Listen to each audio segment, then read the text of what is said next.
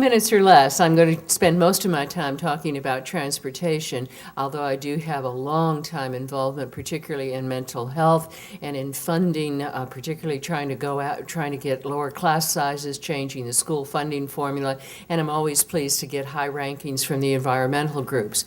But on transportation, I have a long history, and over the last decade plus, I have talked to anybody who will listen with any kind of chart, any kind of analysis of numbers, to try to finally break the 27 years without state transportation funding. What passed this session isn't exactly what I would have done, and I've done comprehensive bills year after year, but it does have some very, very positive aspects to it. One, there is money for Northern Virginia that is going to stay in Northern Virginia and is going to be controlled in Northern Virginia. The money that goes to the state, we get back on a population basis, not all bad, but it is not addressing the needs that we have. 70% of that will go for regional projects, and anything that addresses congestion, which certainly includes transit. Also on transit, the top $300 million is going to Rail for Dulles, off the state share, not the regional share. The 30% goes back to local governments, and in the legislation, something that I also was instrumental in getting in, the localities will match the funds that they're getting through this. And in matching it, it means for Fairfax County, there'll be $100 million a year, each and every year, from a sustained source of revenue so that we can begin to seriously address our problems. You won't see miracles by any means overnight. We have a tremendous backlog, but hopefully some of those dangerous potholes and maintenance, as well as getting on with major projects.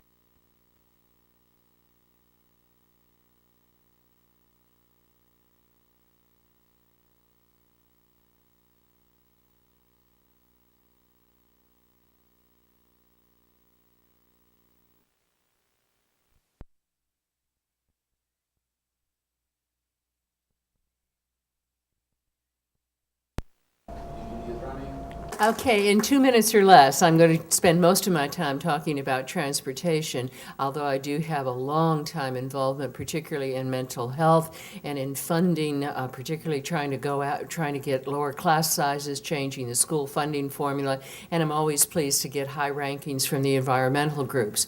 But on transportation, I have a long history, and over the last decade plus, I have talked to anybody who will listen with any kind of chart, any kind of analysis of numbers, to try to finally break the 27 years without state transportation funding. What passed this session isn't exactly what I would have done, and I've done comprehensive bills year after year, but it does have some very, very positive aspects to it. One, there is money for Northern Virginia that is going to stay in Northern Virginia and is going to be controlled in Northern Virginia. The money that goes to the state, we get back on a population basis, not all bad, but it is not addressing the needs that we have. 70% of that will go for regional projects, and anything that addresses congestion, which certainly includes transit. Also on transit, the top $300 million is going to Rail for Dulles, off the state share, not the regional share. The 30% goes back to local governments, and in the legislation, something that I also was instrumental in getting in, the localities will match the funds that they're getting through this. And in matching it, it means for Fairfax County, there'll be $100 million a year, each and every year, from a sustained source of revenue so that we can begin to seriously address our problems. You won't see miracles by any means overnight. We have a tremendous backlog, but hopefully some of those dangerous potholes and maintenance, as well as getting on with major projects, we now have the ability to do so. Thank you.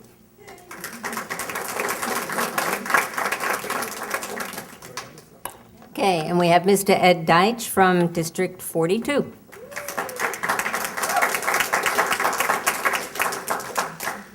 Good evening, everybody. Thank you for coming out on this absolutely beautiful night.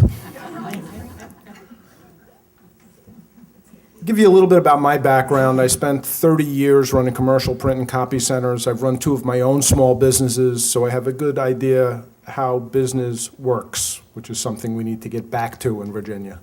I was also a veterinary technician for 6 years. So just a little bit of a complete change in speed for me. The next question, of course, I get from people is what could you possibly be thinking that you want to run for the House of Delegates? And it's really simple for me. The divisive politics that took place in Richmond over the last couple of years has to come to an end. We need people to get elected to make that stop. The attacks on women, the attacks on the LGBT community, the attacks on immigrants, on our minorities, all of this is what got me involved. These are the things I'm going to stand up for. I'm going to stand up for the rights of the people who live in this Commonwealth. We have to start getting funding back to our schools the way it used to be. Right now, I believe 15 high schools in Fairfax County are on the verge of losing accreditation. It's not because of the teachers, it's the funding. We're pulling too much money away from the schools. This is something we have to start replacing, getting it back to the levels it used to be at so that we could pay our teachers properly, get the class sizes down a little bit, and move forward with these students. We have some of the best and the brightest. We need to keep them here, and we need to make sure they get the proper education. Thank you.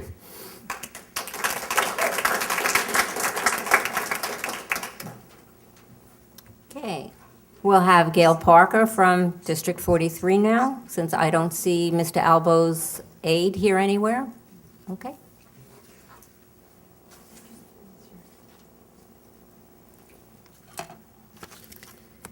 Thank you very much, Peggy, especially for having this event. It's so nice to see so many league members here, and I also see Gloria Hayer, who's on the committee with me at Montebello, and it's nice to see all of my neighbors here, so it's nice to be here. I'm a candidate for District 43 for the General Assembly, and as most of you know, I'm a businesswoman, a retired Air Force officer, a mother of 3 children, and 4 grandchildren. I brought 2 pictures tonight. This is Sarah, and this is Adam.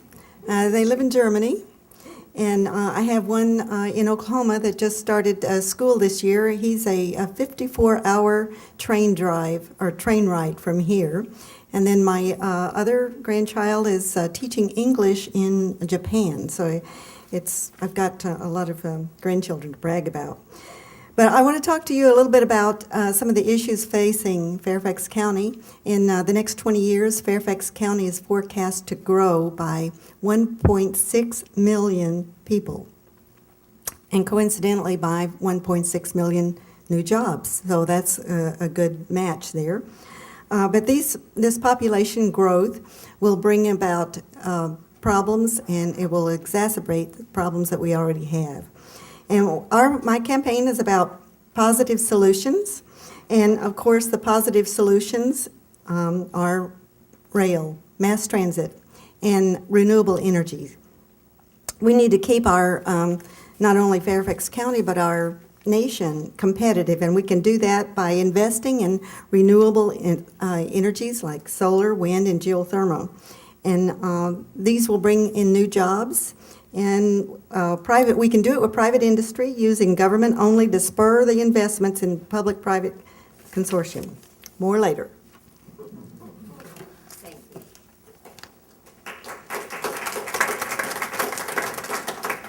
Well, unfortunately, Mr. Soravell couldn't be here tonight. He's at a transit meeting, studying Route 1 transit. So we'll move on to Mr. Krupika. I hope I said that correctly. All right, come on up. Thank you all for having this tonight. My name is Rob Krupika. I'm delegate in the 45th District. I'm a former member of the Alexandria City Council and the State Board of Education, and I'm finishing my first partial term in the House of Delegates. I think this year's election is about a few things, but the biggest one we all know is it's about jobs. And with the federal budget issues that we're seeing people fight over right now, and the sequester and other things that are facing our state, it is critical that we make jobs number one. And I think we do that with a couple things. One, transportation is critical, and the meeting Delegate Serval out is a big part of that. Number two, we've got to be a state that's opening and welcoming to all people. We can't be a state that is closing the door on anybody. We're not going to attract the kind of high-tech, high-growth jobs we want to our state if we're shutting the door on anyone. And I think we need to be open and affirming to everyone we can. Third, we got to make sure that we're taking care of all of our infrastructure. And I think the most critical infrastructure for our jobs is education. I think education is by far the number one jobs issue in our state. It's how we build the workforce of tomorrow, and it's how we attract employers to the state who want to be here and be here for the long term.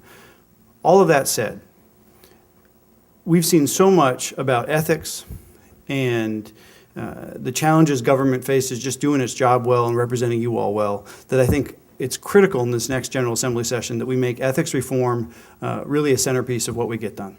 I've started a website called vaethicsreformnow.com where you can fill out a survey and tell me and other people what kind of ethics issues you think we need to make sure we take care of as a state. But I think it's critical we make that work. At the beginning of this year, in many ways because of Delegate Watts' work and a lot of other people's work, we saw the potential of compromise when government works together well. We saw people come together and put together this transportation bill that hadn't been done for decades. That happened because people trusted the government and both political sides of the political aisle were able to come together. When you have ethics issues out there, it prevents that from happening. We've got to solve those ethics issues so that we can be a state that can really function and govern and support you all well. Thank you. Do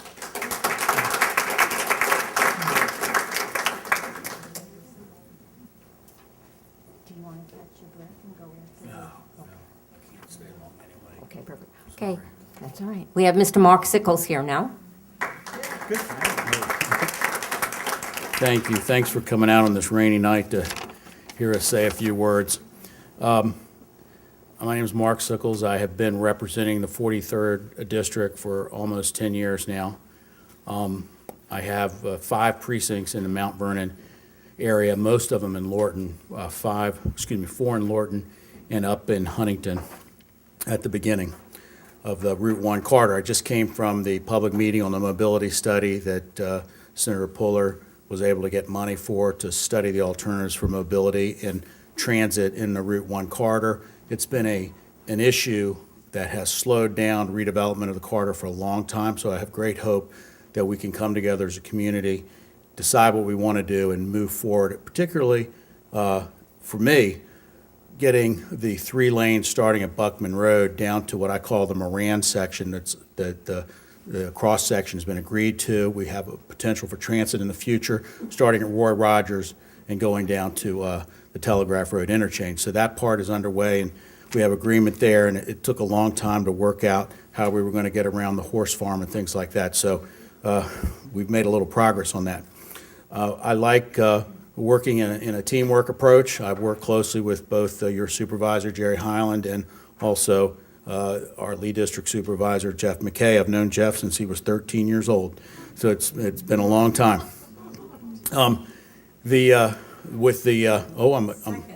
Okay, I got a lot of things to talk about. I agree with everything Rob said. How about that? I agree with everything. You know, higher education is a big deal. You know, living through this government shutdown right now, it is important that Virginia diversify its economy, not only here in Northern Virginia, but in Hampton Roads. It is critical that we're not as tied to the government. We're not now as much as we used to be, but doing that, education is the key, you know, pre-K, which we need desperately, all the way through PhD and research and technology transfer. And thank you very much with my red sign. Thank you. And now we'll move on to the sheriff candidates. Captain Kincaid.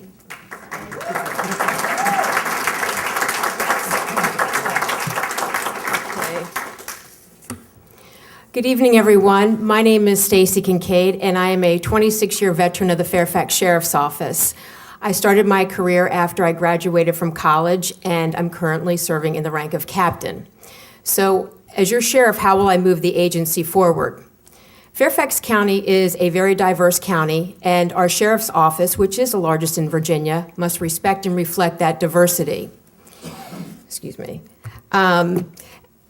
My goal is to work in the capacity of fostering diversity and reaching out to establish volunteer outreach groups within all ethnic communities, because the sheriff, as I've said before, is in a unique position to cultivate relationships with residents, and working collaboratively with residents often ensures that we keep our communities safe. Second, I have a long history of reaching out in the community and working collaboratively with many different groups. I received the Outstanding Performance Award as the first Occupational Health and Safety Officer and Peer Support Coordinator. I also sit on the governing board of to prevent and end homelessness in Fairfax County, and I am a graduate of Leadership Fairfax. I also have received the Distinguished Service Award, which is the agency's highest award given by our sheriff's office. And finally, in this economy, the sheriff has to ensure that taxpayers' money is being well spent. And as your sheriff, I will ensure that any contracts, processes, and practices are reviewed so we can find greater efficiencies. At this time, I'd like to thank the League of Women Voters for sponsoring this event. I'd also like to give thanks to the Fairfax Deputy Sheriff's Coalition, SEIU 512, the Fairfax County Professional Paramedics, Local 2068, as well as Supervisor Highland, Senators George Barker, Adam Eben Puller, and Delegates Mark Sickles, Vivian Watts, Scott Suravel, my friend Rob, and the Democratic members of the school board, including Dan Stork. Thank you so much for their endorsement and support.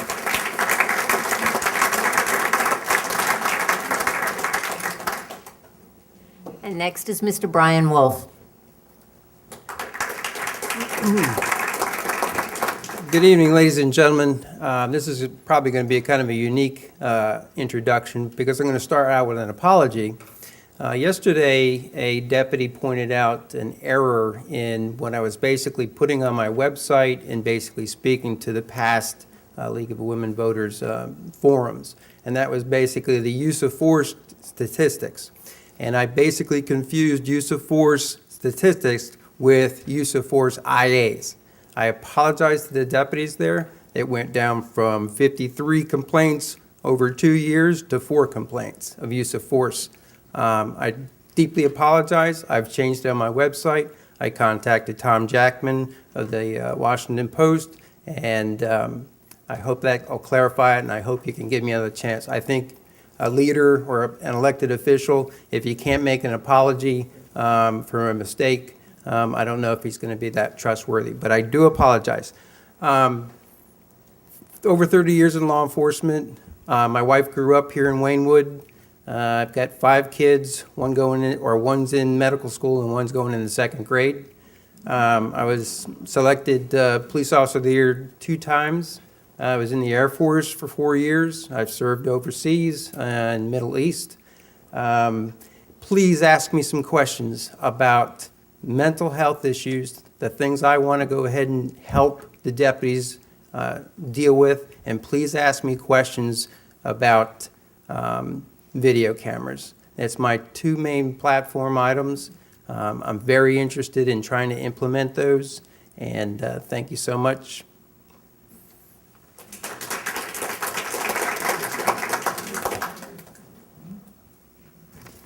Well, since the remaining candidates for this area had conflicts, we will now go to the question and answer period. I'll remind the audience that we're taking questions from the audience, either orally or on index cards. We have volunteers. If you want to write your question down, we'll ask it of the candidate, and then the candidate will come up and have 2 minutes to respond. If it's a question for all of the delegates or all of the sheriff's candidates, then each candidate will have 2 minutes. Okay, who would like to start with a question? Oh, I saw a question way in the back. Delegate Watts, you served in the administration of Governor Gerald Belial in the late 1980s, where we had the last major transportation initiative.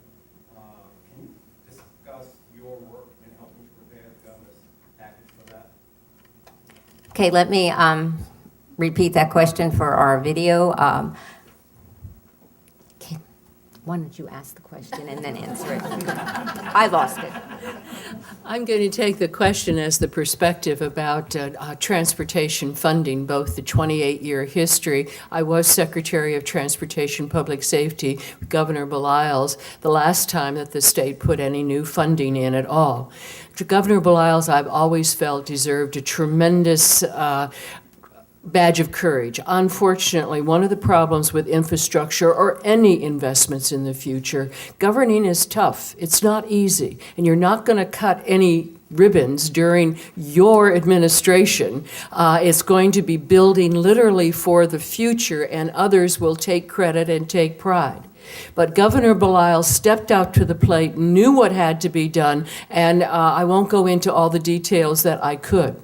I did not expect, and I was brought into the administration as the first secretary from Northern Virginia, because that was also part of his message that he wanted to convey, that Northern Virginia was definitely part of the Commonwealth. I did not intend to have funding transportation be my life work. But unfortunately, when I came back into the legislature, it wasn't too many years later before I saw things as bad off as they were before we'd had the special session, and that was a dozen years ago. So we have really dug ourselves into the quicksand, as I've described one of the presentations that I put together, quicksand at the bottom of the well. And one of the reasons, again, that we haven't had the kind of coalition that we needed was it's a whole different climate. Unfortunately, we don't have the same kind of investments in the future that are so critical to our society.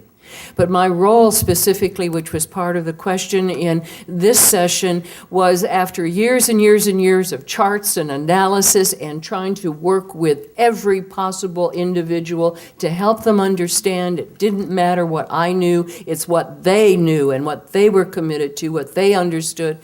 For me personally, one of the great things about the whole bill was that I was trusted, that I wasn't a nag, but in fact was part of a constructive dialogue, which is what we need in government.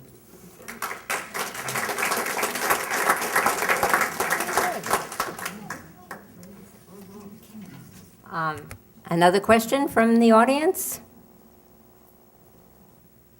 I have a question for the delegates, but I wanted us to start with Ed Deitch, because I believe he was at a rally or protest today over in, I think in Falls Church, involving the women's health clinics. And I think that there are all of the TRAP legislation that went through, and so I want to know, A, what happened at the rally, and B, what his position and the other candidates' positions are on repealing the TRAP regulations. Okay, the question is, what happened at the rally in Falls Church today for women's health issues, and what are the candidates' positions on repealing TRAP? Thank you for the question. The rally was actually in Arlington, and it was the Falls Church Women's Health Clinic was suing to stop the TRAP regulations so that they do not have to close their doors as far as a clinic. The results of today's rally, there was about 60 people there, some lining the sidewalks after we all spoke, some were actually sitting in the courtroom monitoring, and the suit was allowed to go forward now. So Mr. Cuccinelli's attempts to stop this lawsuit to preserve his TRAP regulations, done. It will now move forward into an actual trial. So that was very successful as far as my beliefs on this. That's one of the reasons I got involved in the race. Watching the constant attacks on women and the fact that my opponent was actually on the national media making a fool out of himself and the Commonwealth of Virginia about what went on the House floor. So that's what got me involved. One of the first things I want to do is support a bill to eliminate those regulations if the lawsuit doesn't stop it.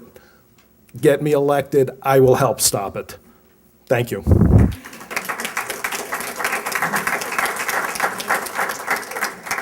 Okay, Mr. Sickles, Yes, ma'am. I wasn't at the protest. but you probably have a Oh. viewpoint on repealing TRAP. Oh, absolutely. I mean, what the governor did and what the attorney general did was really outrageous because we have a tradition of grandfathering existing businesses. I mean, there's a zoning violation all the way up and down Route 1 that, you know, those businesses couldn't be built like they are today, but they're grandfathered in because that's the way they were built in some time years ago. And the same philosophy with these clinics, you know, one thing that people do not know, a lot of people, is that you only can have a first trimester abortion in a clinic in Virginia. You cannot compare Virginia's clinics to other states where you can do more than that.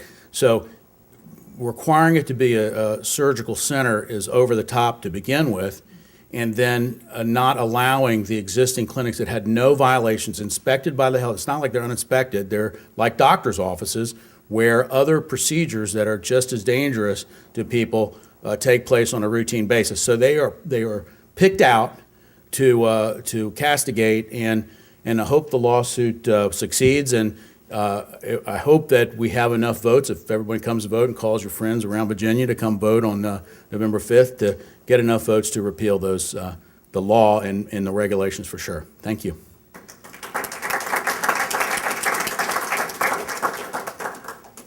Ms. Parker?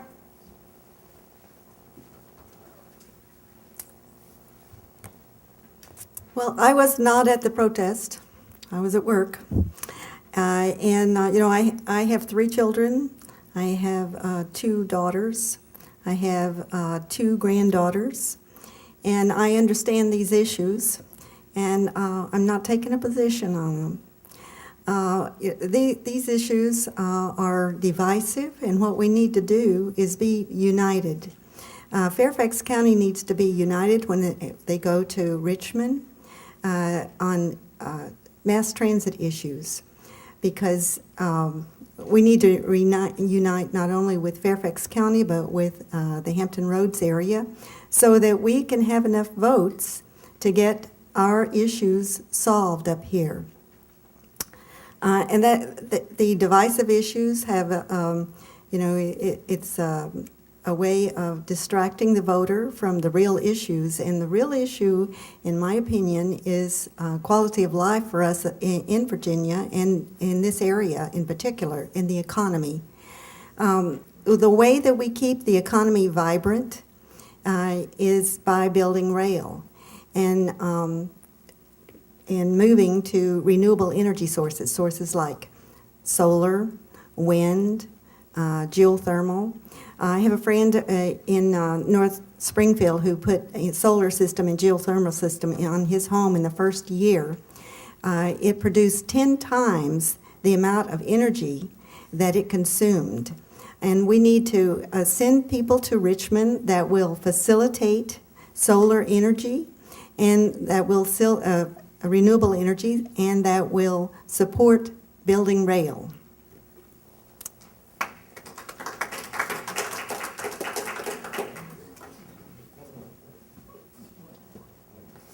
I've served for 14 of the last 16 years on the Criminal Law Subcommittee of Courts, which is where most of the abortion legislation goes. When I first started hearing some of the things being said, I'm thinking, those guys just don't understand what they're talking about. Over the 14-year period, I can assure you there's a very directed agenda of where they want to end up.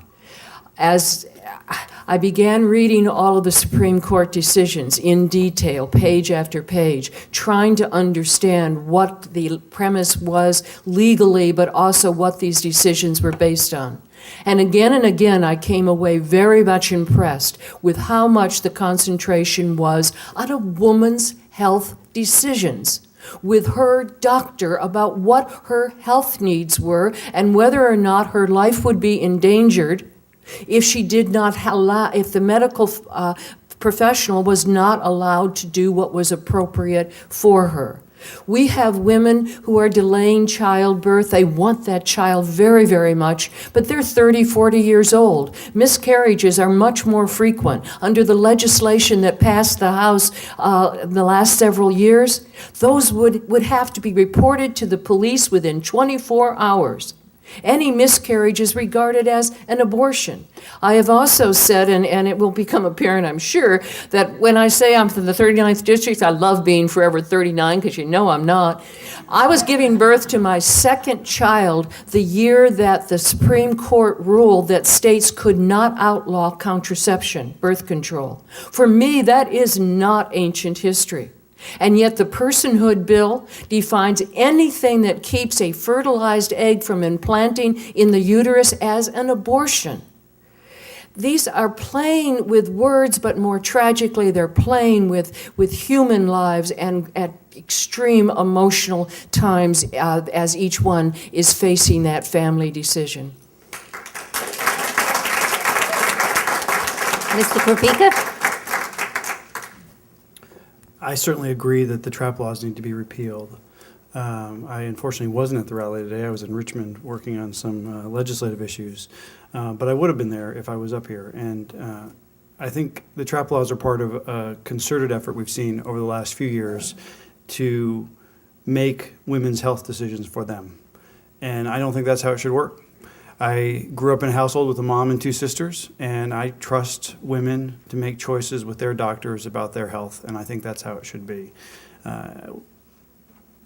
I also want to just respond to Mrs. Parker's comment. This is a divisive issue. There are folks who have strong opinions about it, but we don't run for office to hide from divisive, hard issues. We run for office because we want to stand for something.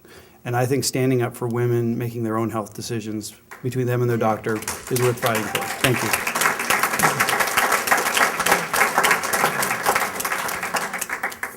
Thank you.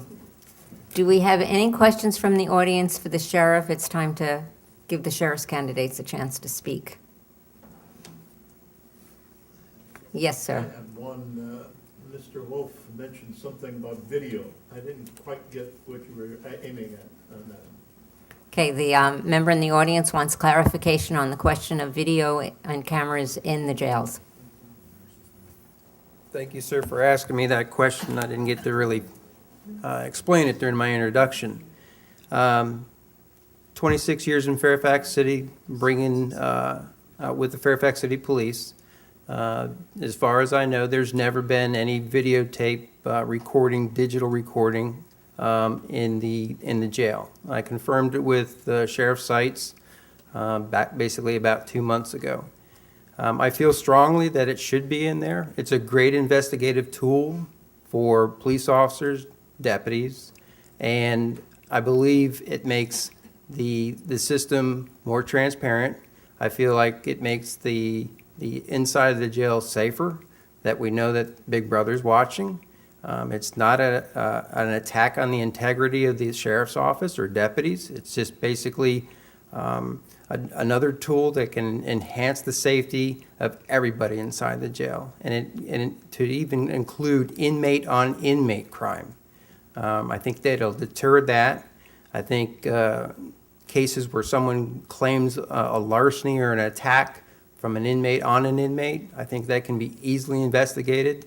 The Internal Affairs Division inside the jail, I'm sure it could be swamped with allegations with frivolous complaints against deputies to frivolous complaints against inmates on inmates. I think the wealthiest county in Virginia, we're selling ourselves short by not having videotape. If I was an inmate and I got arrested, or one of my family members got arrested, one of my sons or my daughters, I would definitely feel a little bit more secure in knowing that there's a Big Brother video that's watching over my son when lights are out.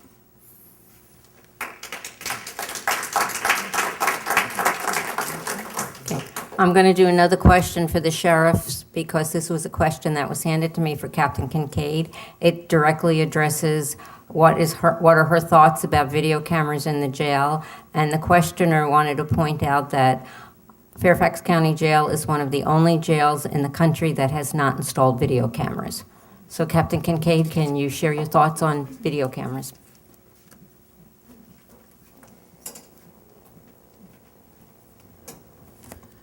Thank you for that opportunity to answer that question. For those folks that have never worked in our sheriff's office, just to give you a little background, we are a model facility. We are nationally accredited by the American Correctional Association, the American Medical Association, and a variety of other independent agencies. The sheriff's office has camera monitors throughout our entire facility. I can tell you that when there is an incident that requires, for example, a use of force, we do have someone that is responsible for videotaping the event. We have deputies. We don't have the issues where we have frivolous complaints made against our staff. We do have some members from our Internal Affairs section that can verify what I'm telling you. And aside from the video cameras, I think that we are having a solution to a problem that doesn't exist, not to mention the cost of putting and installing video cameras throughout our entire jail, which would be in the neighborhood of somewhere close to $1 million. So that's money that we do not have. We are working on a security contract that's in our budget in the next fiscal year, and that will hopefully take care of any of the issues or concerns that we have as the sheriff's office, as well as what our staff may come up with, both our civilian staff and our sworn staff. So again, I believe that this is a solution to a problem that doesn't exist, and in reference to the video cameras, as a police officer, it may be important to have video cameras in your vehicles because it's just the police officer by him or herself. And it's a he said, she said, whereas in the adult detention center, we are a controlled environment. We have plenty of people, deputies, staff around there that can attest to what goes on. Thank you very much. Thank you. Do we have any other questions from the audience? Yes, sir, in the back. Am I allowed to ask a question, Delegate Sorrell, even though he's not here tonight? No, but if you wanted to put it in a general form to give the other delegates an opportunity to respond, that's, No, it was particular for Mr. Sorrell. I would suggest you go to his website and, Well, I thought this was a public forum, and I really appreciate the League of Women Voters for putting this on. I would hope that in the future, if there's another event, that Delegate Sorrell will come so we can address him before the election. he did try to get us to reschedule this meeting because he is at the transit meeting, but trying to coordinate everybody's schedules just, Of course, but yeah, so. there should be adequate time in a forum like this where anyone can come and ask a question. Thank you. Okay. All right. Any other questions from the audience? Yes, sir. This is for the delegates. I was born and raised here. 35 years ago, left for California, came back 2.5 years ago, back and a resident now down the street. 35 years ago, they were doing construction on 95. Come back 2.5 years ago. The only thing that's changed is now it's 395 instead of 495, where it was 95 before, and it was very confusing. But the construction continues. I also live right next to Route 1, where they built a new exchange, which is now a nightmare going from Fort Belvoir. Can we build our way out of this thing? And I'd like to ask each of the delegates, because we've been building for a long time. All right, a question about the ongoing construction. It hasn't gotten any better in the last 35 years. So the questions are for the delegates. How do we build our way out of this transportation problem? And I'll start with Ms. Watts. Sorry, caught you off guard.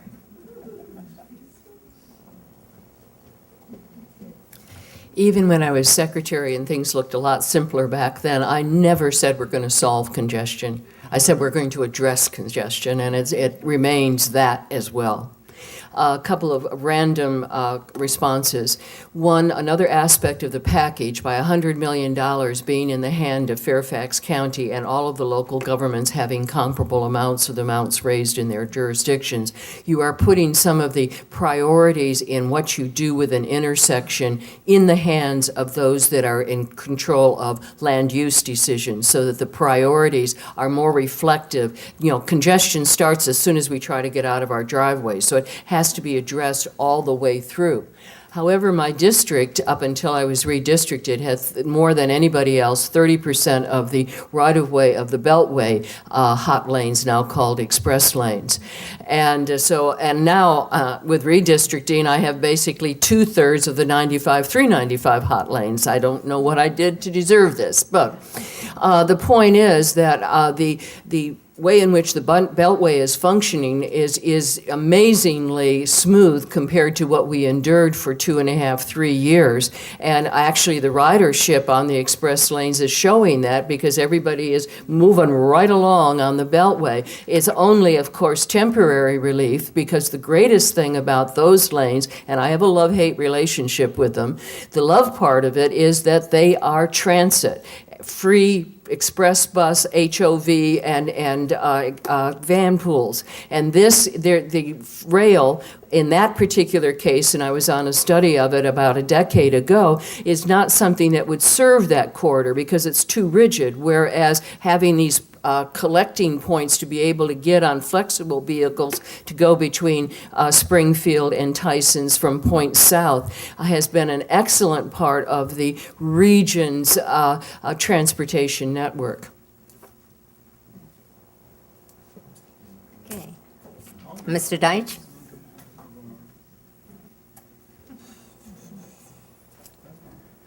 To address your first concern, as they used to say in the movie, if you build it, they will come. We keep widening it, the cars keep coming because we keep expanding the population growth. That's going to continue. What we need to do is look more into mass transit. We have to get more flex vehicles, as Delegate Watts said, we have to get more buses on the roads, we have to get the Silver Line completed, we have to look into other ways that we can expand the metro.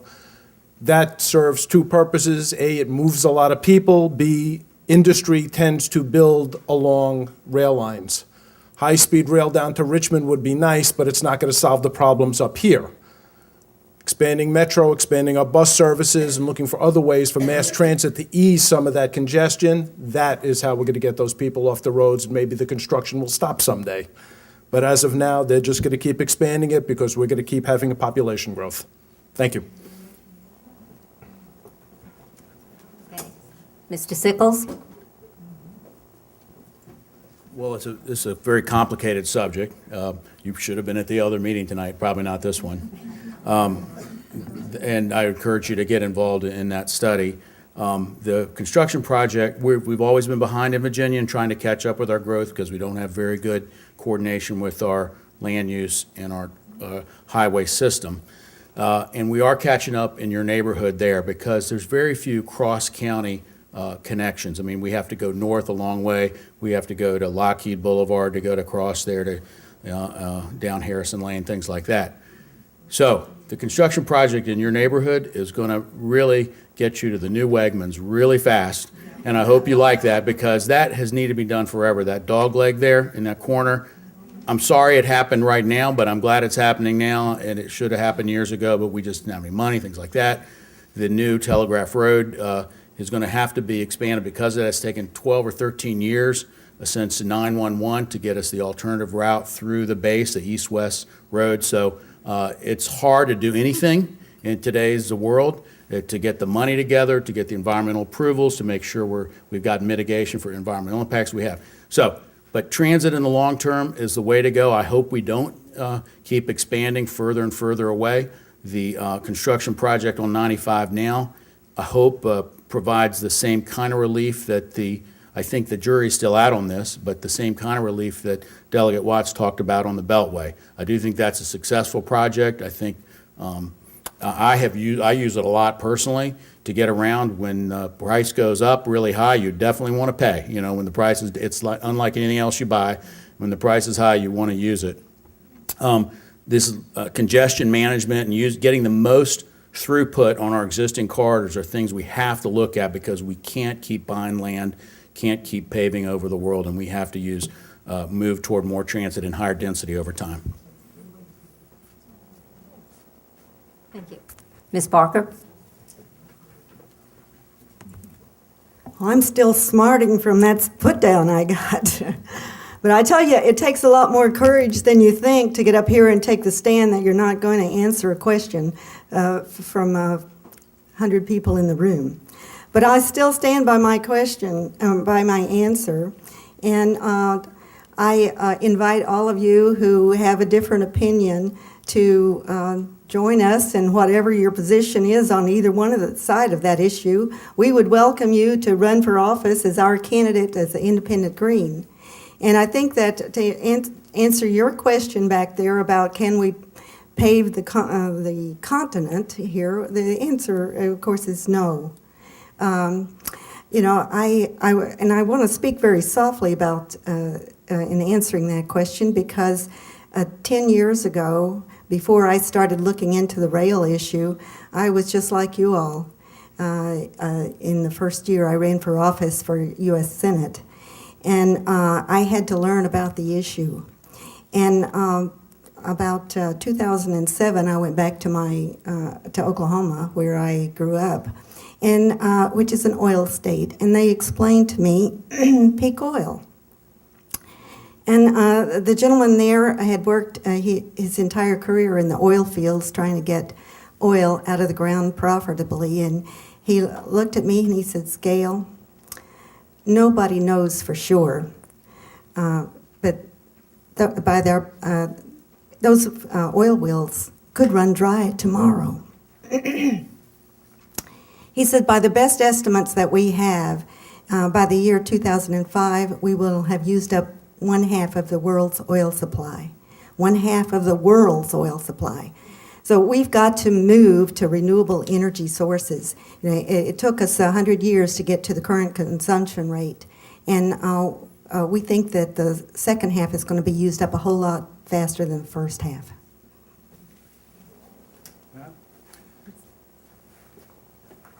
Having served in local government before I served in the House of Delegates, I certainly understand the soul of that question, which is just, you know, the amazing amount of change that's happened in this region and continues to happen can be overwhelming. It can be frustrating, and it can affect our quality of life, which is why we've been fighting so many years to get adequate transportation funding, because every year we actually fell further and further behind where we needed to be to keep up, and hopefully we can start catching up now.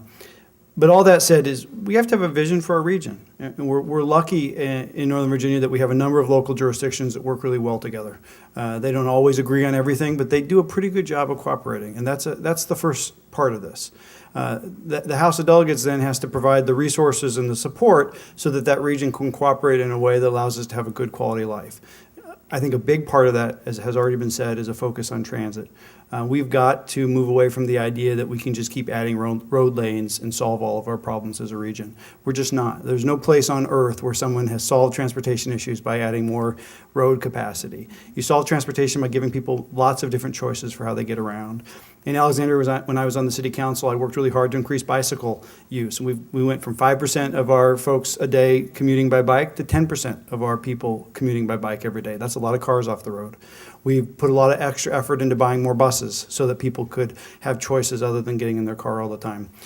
I think your question, when it comes to how we think about our region, how we think about growth, I think we want to make sure we're sensitive to our environment, our natural resources. I think we want to make sure that we keep having a vibrant economy. We're lucky that we have the congestion we have in some regards because it's a sign of our job growth. It's a lot better to have jobs than to have the alternative, though it would free up the roads quite a bit. The big fight in the General Assembly for the next couple of years is going to be how do we allocate those transportation funds? How do we spend them? And the fight's going to be over adding cement versus transit and other things. And I certainly stand on the side of more transit, and I hope you all do too. Thank you. Thank you. Okay, we'll switch over to an index card question, and this is for candidate Wolf. You mentioned mental health issues. Do you feel the deputies are not trained properly to deal with any mental health issues where inmates are concerned? No, the answer to that is no. I do believe, and I've verified that there is training that the deputies do get for dealing and identifying and screening inmates with mental health. What I'm asking to do is just let's go a little bit further. And the reason I'm saying let's go a little bit further is look what's happened to Fairfax County. Look what's happened to the nation. The nation, including Fairfax County, has lost finance from the government to keep our community treatment centers open. Fairfax County alone from 2009 to 2011 lost $16 million in treatment centers just in our county here. Can we imagine where these folks are? They're not basically still being productive citizens and working in society. They're basically on the street. What we're doing basically right now is we're warehousing these poor people inside our jails.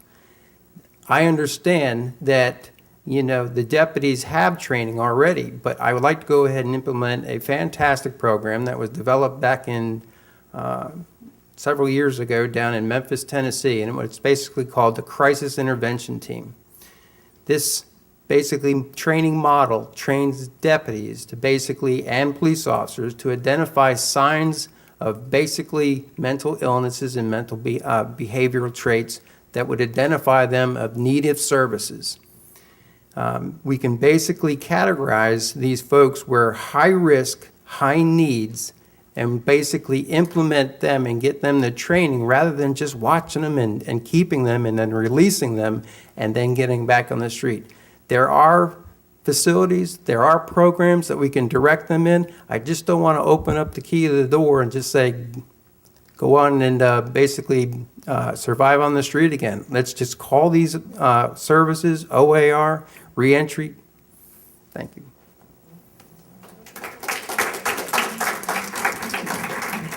And we'll switch back to the delegates, and this is for all the delegates, and I think Mr. Deitch starts next, is that right?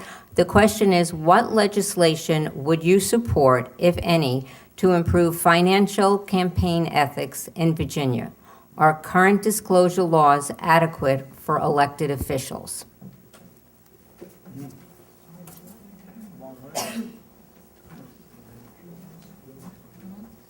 Excellent question, but also a difficult question when you think about, if you've been watching the news at all, you know there's been a lot of problems with the charges brought against our governor. The problem is, with our current laws, he didn't do anything illegal. Unethical? Yeah. Illegal? No. And this is what we need to go in and change. We have to make it where any gift is reported the same way any donation is reported to a campaign. We have to put these reports out, it feels like once a month lately, but it's every couple of months. Those reports on gifts should be at the same time.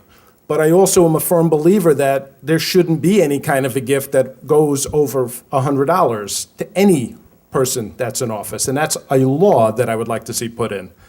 I personally don't feel that if I go out for dinner with a group of people that want to try to influence my vote on something, that I should be allowing them to buy my dinner. I could pay for my own dinner if I'm that hungry and I want to go with them. Otherwise, they can meet me in my office. Thank you. Mr. Sickles? Just on campaign finance alone, I would be welcome in limiting the amount of money people can contribute to our campaigns there. It is it's unlimited of funds. There's one area where we're a little bit more conservative, if you could put it that way, than the federal government, is that we have to report everything at $100 instead of $200. So anytime you would contribute, and you all are welcome to contribute, by the way, to Sickles for Delegate, $101. I would report you in your occupation, and that's good. But I think it's we've had people spend $1 million, just one person or one company, on an election. I think that we could come up with some more reasonable limits. As far as I think the question was just about campaign finance, but also Mr. Deitch brought up the problems we've had with gift rules and things like that. We need to revamp all of that, get a tough limit and more frequent reporting requirements, and the loophole, the giant loophole that you don't have to report a contribution that's given to your daughter's wedding. I mean, that we have to fix that, obviously. I think there's bipartisan support for fixing that. I think that we're going to have a bipartisan, in fact, the Republican leadership has reached out to our leadership to ask for a bipartisan approach to this. So there will be major legislation. What it's going to include, I don't know yet. A lot of these things are easier talked about than when you get into the details. I hope we don't end things that are educational. I have learned a lot by going out and seeing things in the real world that we have to vote on, and I don't want that type of thing eliminated. I do want it disclosed to everybody when we take a trip like that. Thank you very much. Ms. Parker? Campaign finance reform is one issue that I have taken a stand on. Since 2002, I've been advocating for campaign finance reform. And, the reason we don't have it now, it's not because of independence. the fact is, when we look at it, we only have one party in here. This one hand washes the other. It's the oil industry or the automobile industry. And until the voters out there start realizing that, we're not going to have a lot of things fixed in the future. So I want to put a pitch in here for independence. I'm an independent, and I'm proud to be an independent. And again, I'd like to invite you all. There's a lot of things that are not readily apparent about our republic unless you actually stand up and get on the ballot and run for office yourself. And so that's what I'd like to do, is to challenge each one of you to practice democracy by participating in it as a candidate. We have a duty not only to just vote and be informed on the issues, but we also need to run for office. And about 50% of the candidates for General Assembly are one candidate on the ballot. That's all, just one. And that's not the best for our system. We need two candidates to run for office. Mr. Kropika. A lot of what I'd like to say has already been said, but I'm going to put a plug in for my website again one more time, vaethicsreformnow.com. You can fill out a survey, tell me all the things you think we need to fix in our ethics system, sign a petition. I'd certainly love to hear from you. I'm going to go down kind of a laundry list of things that I think we have to talk about. Nonpartisan redistricting. That's at the core of a lot of this. It's at the core of the problem we see at the federal government. We've got to get to a place where we are creating districts that are a little bit more homogeneous and are a little bit more diverse in their political thinking, so that candidates have to think about more than just one particular ideology when they do things. Number two, I think we need gift limits. It's critical that we bring family members closer into the reporting than they clearly are now, and that we bring a lot more transparency to that piece of the process. I think a critical part of the gift reporting is right now when we do our economic interest and gift reports, we do it once a year. We do it on a piece of paper. It gets filed with the clerk's office down in Richmond. Your local government officials file theirs with their clerk's office in their respective communities. And if you ever want to look at what gifts someone got or what economic interest they have, you have to go to that particular office and they'll pull it out of the file and they'll make a copy of it for you and you can go look at it. That is not transparent. There's nothing transparent about that at all. We have got to move to a system where we digitize these records, where they're easier for people to see online. And by doing that, we also make it easier for you to report more regularly. If I can upload every time someone buys me a cup of coffee right when it happens, instead of having to wait 12 months to make that report, you all would get a much better idea of what's going on if you can get that information soon as opposed to in 12-month increments. I think we also have to take a hard look at having some kind of ethics commission in Richmond. Right now, there's not really even kind of a formal body to look at elected officials and their staff when issues like this happen. How do you investigate them? People have been talking, well, what do we do about the governor? Well, we don't even have a process as a legislative body to look at the governor's ethics issues in any kind of way. So we need to take care of that and get that infrastructure in place too.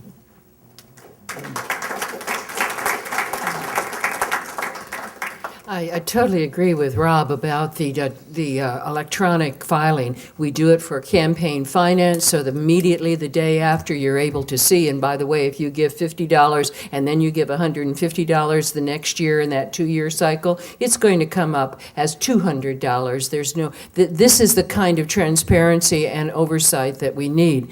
But I need to get it on my website, but I'm over my head with other deadlines. I have written an article on the ethics situation, which looks at several pieces of our statute that have been in place for over 20 years. It clearly says that members of the household include your spouse and anybody who's your dependent, any tax dependent.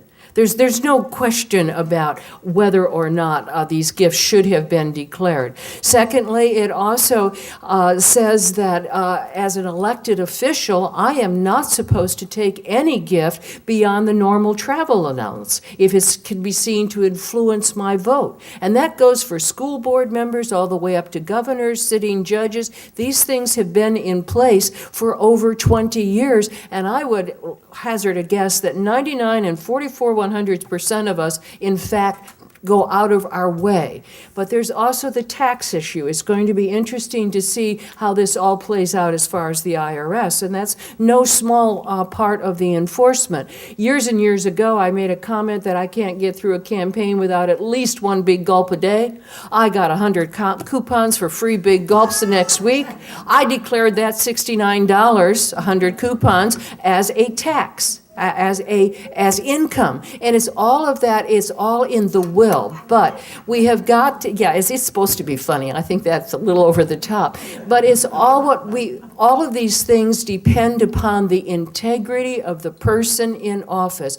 Oversight is essential. Transparency is essential. In fact, it'll be easier to file some of these things, but we also need to be looking at compensation. Gail is absolutely right about people running for office, but our salary is $17,000 and has not been changed in almost 30 years. And that's also part of the problem with what we're seeing in some of the god-awful stuff that's coming out into the press.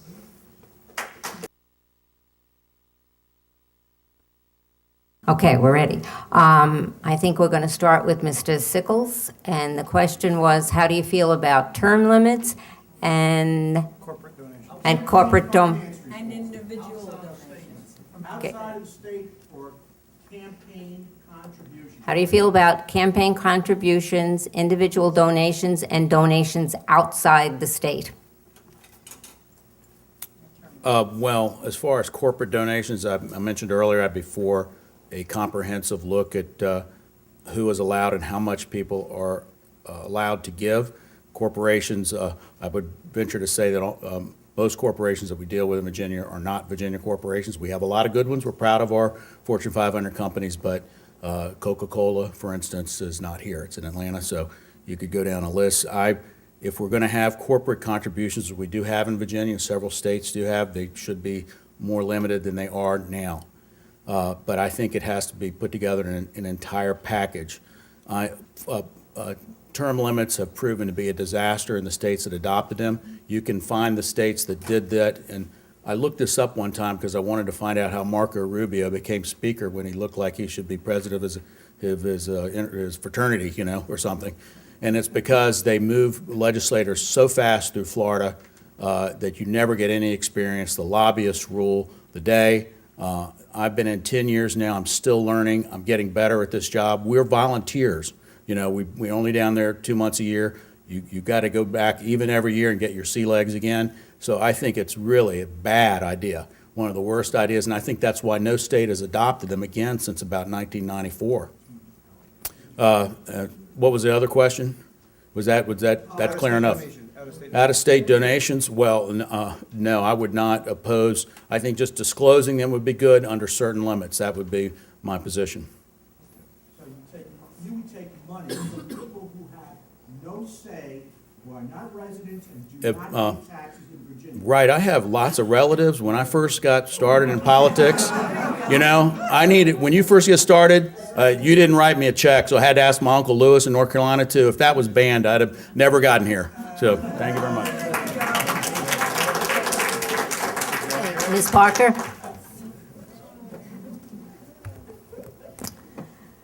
Well, receiving donations and making a decision there on corporate donations is one problem that independents usually don't have, because we're often viewed as not having a snowball's chance of getting elected, and so people don't contribute to our campaigns.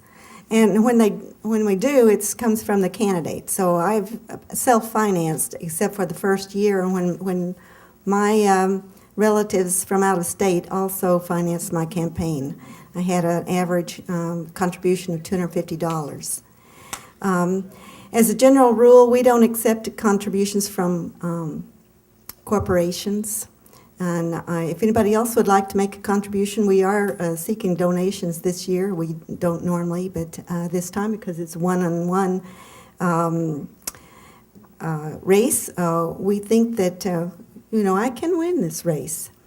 And so we're accepting contributions. And to give you an idea of what we use contributions for, about $25 will fund a volunteer who does nothing but campaign and voter outreach canvas for a day, $25. If you want to buy an ad, I have on my website $1,000 to buy an ad to reach the voters. That would be good, although I'd be hard-pressed to find an ad for just $1,000. So we welcome contributions. Term limits, we support term limits. I believe it's 2 terms, but we support term limits.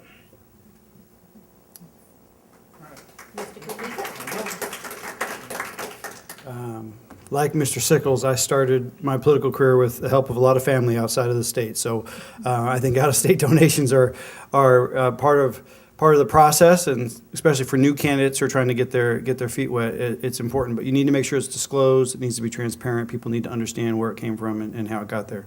I certainly oppose the Citizens United decision. I think we need to get corporations out of thinking they're people, and I certainly would enjoy it if the General Assembly took a very comprehensive look at how we say who can and can't donate to our candidates. I think at a minimum, we need to put some caps in on how large the donations can be. But I like the idea of taking a look at whether corporations should be donating as well. So a lot of good conversation to have in the General Assembly next session about that. As it relates to term limits, I think California has demonstrated, and a lot of other states that have put them in place, that term limits have a real downside. They basically turn over the House to the lobbyists and the special interests, who are the only ones who have any institutional memory, so they become the ones who are making all the decisions for everyone and telling everyone how things go. And the other problem you have in California is, because people are term limited, every candidate is constantly thinking what they're going to run for next. They are constantly preparing for the next office they can run for when they finish their cycle in the current seat that they have. That creates a terribly uncooperative environment. It makes everyone fight with each other. Everyone's trying to, jockey for position with each other. And quite frankly, it just creates an environment for really bad governance, really bad cooperation, really bad working together. I don't think term limits in any way accomplish the goals that people advocating for them want to accomplish, which is good government, eliminating corruption. The thing that you do for good government, eliminating corruption, is make sure governments are all part-time like we are in Virginia. I think one of the reasons up until this year we've had as few ethics issues as we've had in our state is because we're all part-time. We serve for 2 months, we go home, we do our jobs, we take care of our families, we do all those other things. Having a part-time legislature is the #1 thing you do to keep the ethical fiber strong. Thank you.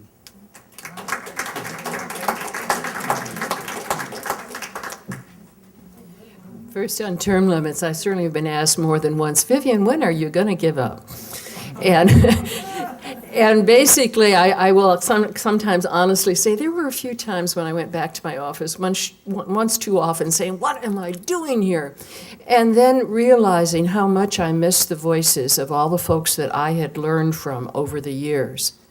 Certainly, it's more polarized than it used to be, but if we don't have a breadth of dialogue, a breadth of experience, the full range, the amount of turnover, I know 2 years ago, more than 50% of the House of Delegates had served less than 5 years.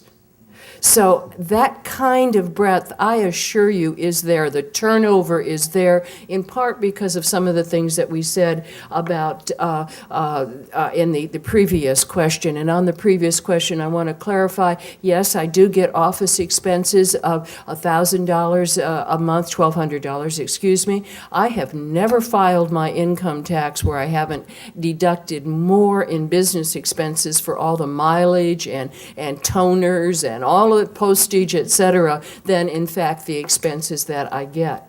So it is part-time, and I do totally agree with Rob. That is our strength, that it's part-time. As far as out-of-state, the issue becomes, how do you define out-of-state? I don't have rich relatives, by the way, but as far as corporations, the headquarters often is in Delaware.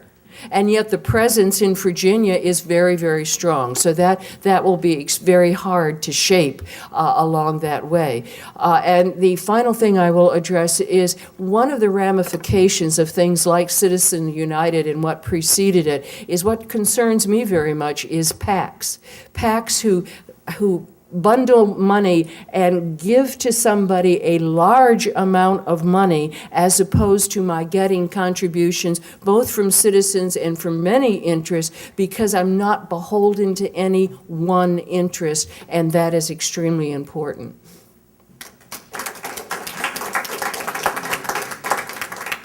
Okay. Are there any more questions from the audience? Oh, I'm sorry. Ledger assertive. That's okay. Somebody has to be. As far as the corporation part of that is concerned, again, once Citizens United is either defeated or can be altered by our own General Assembly as far as the size of contributions coming from corporations, we're kind of stuck with it. I would like to see it looked at as far as, campaign finance, as far as a review on that. As far as out-of-state money, as a first-time candidate, I would take money from anywhere in this country right now to try to do this. In fact, Mark, if you could give me your Uncle Lewis's phone number, I could use his help, because I do not have any rich relatives either. Do his 90th birthday party next week. I'll bring him a gift. It's okay. As far as term limits are concerned, again, because we're a part-time legislation here, it makes it very difficult to say after 4 or 5 years, you should have had enough, because you're only here a couple of months a year and then you go home. But as far as the governor is concerned, yes, there is a term limit I'd like to see, and I'd like to see it move to 2 terms instead of 1, because I don't feel our governors can get anything done in the 4 years that they're there with a part-time legislation. So I would like to see it actually expanded. Thank you.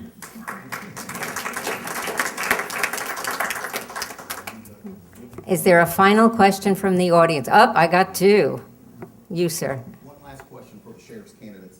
My name's Ray Pruitt. I'm a 26.5 years veteran employee at the Fairfax County Sheriff's Office. I honestly think it's a great organization with a great history and reputation. That being said, I've got 14 months until I retire, and at this point in my career, I feel in a position where I am compelled to make certain when I walk out of that organization 14 months from now, that it's in good hands and we're moving in the right direction. With that being said, I think we are right now in a great time of transition, and I'm talking about current leadership in our organization. We are in much need of change. With that being said, if elected sheriff, and this is for both candidates, and please be as candid and specific as possible to answer this, what are your core values, and how will your core values impact the direction of our agency? Okay. The question is for both candidates, and it's what are the core values in terms of leading the organization? Mr. Wolf, we'll start with you. Very good question, Ray, and there's been a couple folks that have left that have basically had that same interest. And I can basically tell you integrity is huge with me. Teamwork is huge with me. Ownership inside the facility is big with me. I want to redesign the basic culture of leadership in there, where we can basically tap into younger officers who probably, or deputies, I'm sorry, that are probably more intelligent than the leadership right now. They have, because of the economy, I'm sure we have people with MBs, PhDs. I mean, they probably don't have a PhD, but in my agency, we had people with MBs applying to be a police officer. So there's a great pool of talent. And if I can go ahead and basically get the leadership to understand that these folks want to buy into this ownership of this department, and let them create focus groups and sit there and channel some of these ideas into the sheriff's office. It's not just one man. If I come over there, I can tell you, Ray, what do I know about running the jail? Probably not too much. What I do know is about empowering folks to make them feel like they're worthy and this is their organization. I want them to stay a couple minutes after work. I don't want them watching the clock and basically just waiting to punch out or grab their duty bag and jump out of there. I want them to do some volunteer work. If it means coming in on your day off, or maybe even just a couple days, hours after work, there's so much to do. You know it. You've been there 26 years. It's basically, I want to change the leadership. I'm a new guy, Ray. I don't know anybody that's in the management section. I know a lot of the people that are the rank and file folks, bringing folks in there. They've got some great ideas. I'm brand new. I don't have any biased opinions. I'm brand new. I can make change. New supervisors can do that. Okay. Captain Kincaid. Okay, well, let me just start by saying that our agency's core values are honor, courage, and service. And as I'm going into my 27th year with the Sheriff's Office, what I bring is fairness, inclusion, opportunity, fiscal responsibility, accountability, and everything else we can do to promote our agency. Again, we are ranked as one of the top agencies within the Sheriff's Office. As I mentioned, we are nationally accredited. We've got deputies, we've got civilian staff who do a great job. They are for change, Ray, and you know that, I know that. That's why I'm running. I am not just status quo. I had to run in a primary in order to get where I am today because I wasn't status quo. And people believe in me and people have the faith that I can make this happen. I just wanted to address the issue so folks here don't walk away with this misconception that our staff, our deputies, our civilian staff don't have the type of training that we need in terms of mental health. We do in fact have what is called CIT, Crisis Intervention Training, at our Public Safety Academy. It's just been implemented and started, and I can tell you that to bring that into our agency and to train all of our folks with a 40-hour block, you're talking somewhere, and we did the math, is in the neighborhood of $950,000. What you may not know is that we have folks from the Community Services Board. Those are the psychologists, psychiatrists. We have medical staff. We have folks that are trained. We have folks that get on-the-job training as well as training through our Public Safety, our Criminal Justice Academy, which we attend with the Fairfax County Police, not the City Police.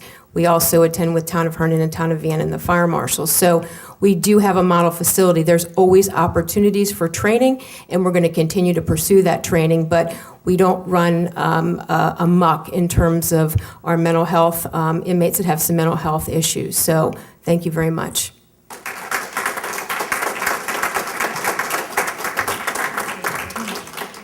I want to thank all of you for coming out this evening. You've had some wonderful questions. I'd like to thank Supervisor Highland for coming this evening.